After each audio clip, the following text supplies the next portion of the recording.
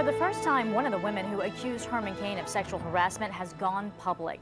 On Monday, Sharon Bialik said the Republican presidential candidate groped her and made sexual advances toward her while she was seeking help finding a job. The alleged incident happened in the 1990s when Cain was leading the National Restaurant Association. At least 3 other women have made similar accusations against Cain. Bialik explained why she waited until now to come forward. And wouldn't have been here if it had not been for the 3 other women who have alleged sexual harassment against Mr. Cain. I want you, Mr. Cain, to come clean. Just admit what you did. Admit you were inappropriate to people. America is in and then move forward. America is in a horrible turmoil, as we all know. We need a leader who can set an example which exemplifies the standards of a good person and moral character. Bialik said she was not interested in selling her story or in filing a lawsuit against Cain. Cain has denied all of the allegations against him. So for more on all of this, we are joined by Politico's David Mark. David, thanks for being with us. Good to be with you. All right, let's look at the numbers. A new Gallup poll taken after the first sexual harassment allegation surfaced shows Herman Cain still sharing the lead with Mitt Romney. So how damaging do you think Monday's news will be? I think this one is going to be a lot more damaging because it included a name, a face, and specific charges of wrongdoing against Mr. Cain. It was easier for him to categorically deny wrongdoing with these previous anonymous accusers. Now I think it's much tougher. It's her word versus his. And are you surprised at all about how graphic and specific those charges were?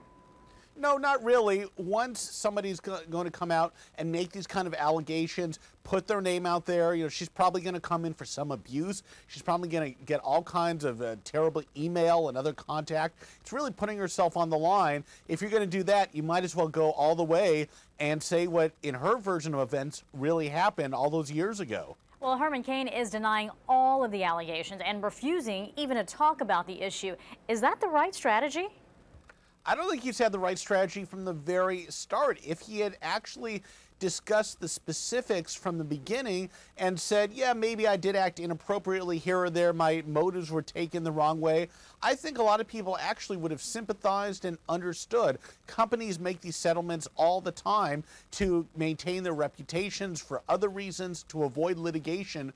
There probably was a valid explanation for all this, but Mr. Cain is just not wanting to engage in any of the specifics. Well, that being the case, does Cain's campaign come back from this? How can he come back from this? I think it's going to be tough. Even though he has been shown to be leading in the polls or right up there with Mitt Romney, there's at least some anecdotal evidence that his poll numbers are dropping. There's also just the big concern about those swing voters who maybe in the Republican coalition who maybe did not love Mitt Romney. They were looking for somebody else, but now they're going to say, is Mr. Cain really the person? Whatever the validity of the accusations, has he really handled this very well? Is this somebody who's really prepared to go one-on-one against President Obama?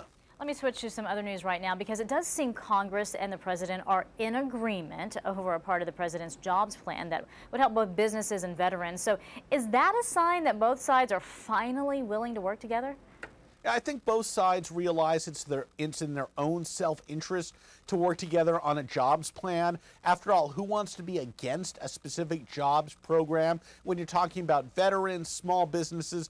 These are areas where there is some overlap and some common agreement. So I think both sides actually have it in their own motivations and interests to get this done rather quickly. Has there been any word, though, this is another topic, but it's an important one, out of the super committee on how they're doing cutting the country's deficit? They've been pretty secretive about it. They've been meeting behind closed doors for a couple of months now.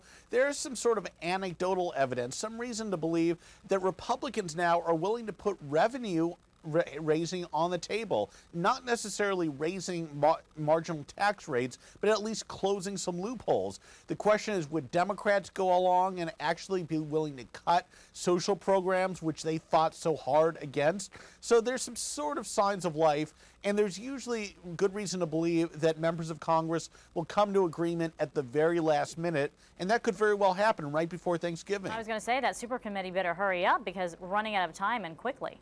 Usually they kind of need that, kind of like a child doing his homework, preparing for a test. You kind of have cram it all in at the last minute and then get it done. We've all been there, haven't we? Indeed. All right, Politico's David Mark. Thanks for being with us, David. We appreciate it. Thank you.